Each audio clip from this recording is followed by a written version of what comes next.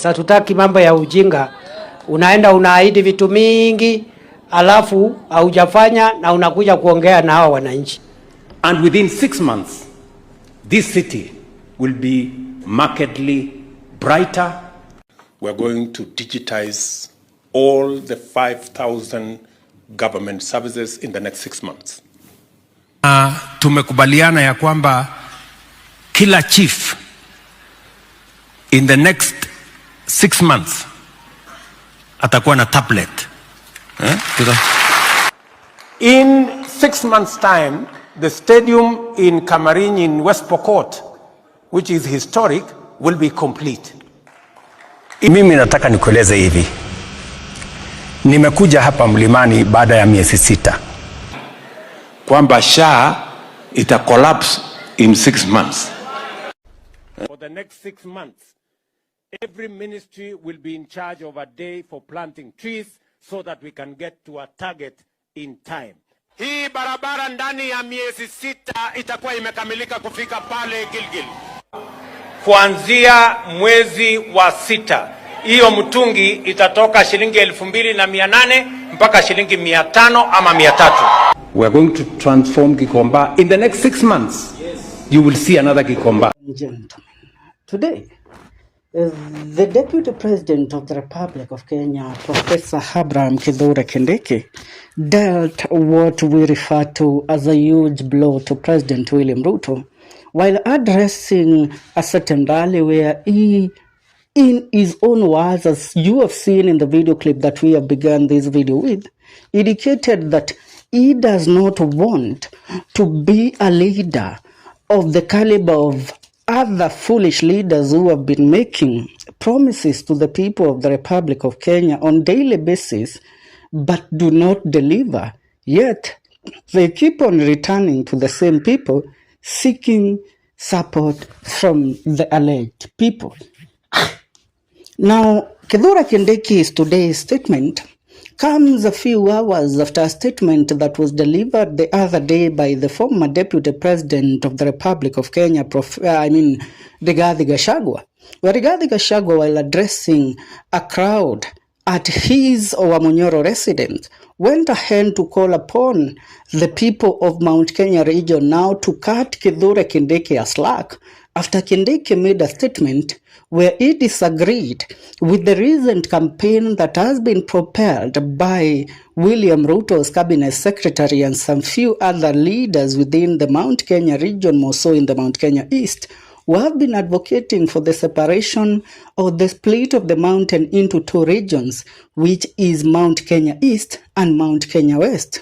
Now, after those ones, Rigathi Gachagua decided to side with Kithure Kindiki, saying that now Kithure Kindiki has come into his own senses, and more so, Gachagua told Kindiki that if they mistreat you within William Ruto's inner circle, it's high time you figure your next move, and you are most welcome to join your brothers and sisters in the Mount Kenya region, more so in calling for the united Mount Kenya region and rescuing the government from the hands of President William Ruto. Now, Kithure Kindiki's words or statement today has been largely interpreted as a direct attack to President William Ruto. Why so? Because William Ruto, in so many occasions, he is a man that has been quoted as the king of lies. More so, even the Standard Media Group or KTN went ahead to compile a documentary exposing William Ruto's lies one by one. More so, they said the man of 6 months, because William Ruto always make promises saying in the next 6 months we will deliver this and that. But according to him, according to what has currently been seen, William Ruto has not actually done what? Has not actually delivered as he has always been promising to do in the next 6 months. So Kindiki pointing out that he does not want to be a leader who makes promises that he doesn't deliver in comparison to other leaders within the government that have been doing so. Many interpreted this as a direct attack to Kithure Kindiki. But allow me to tell you, things don't seem to be settling well within the inner circle of President William Ruto, more so with Kithure Kindiki. Why? Because from the Ol Kalou by-election loss, something shifted within William Ruto.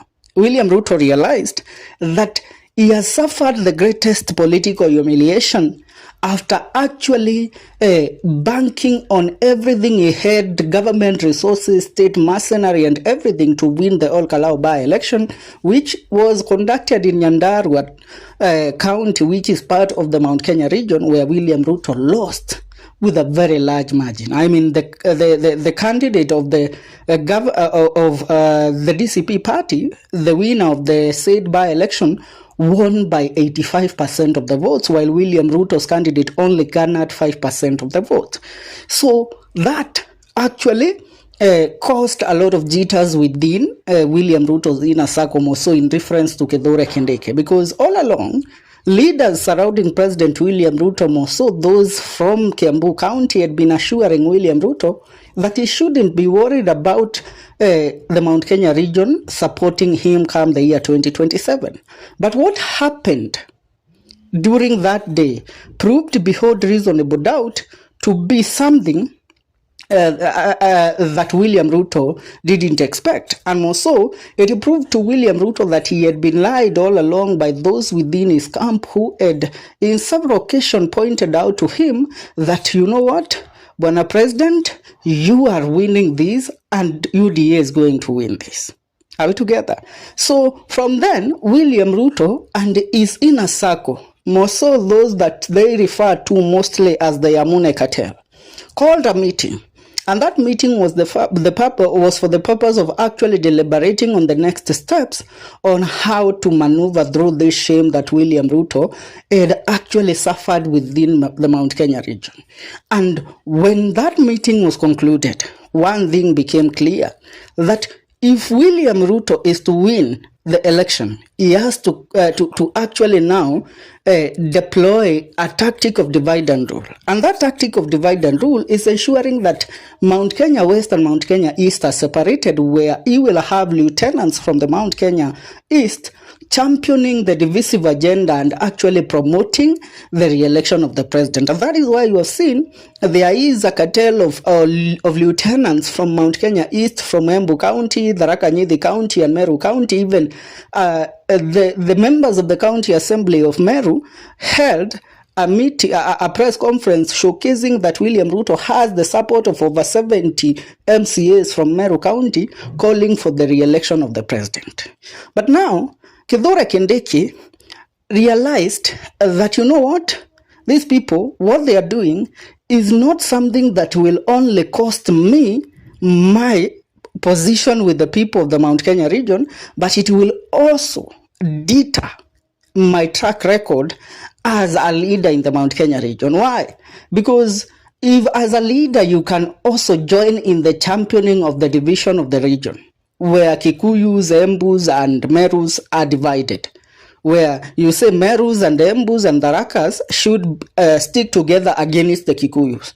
I mean, that is the greatest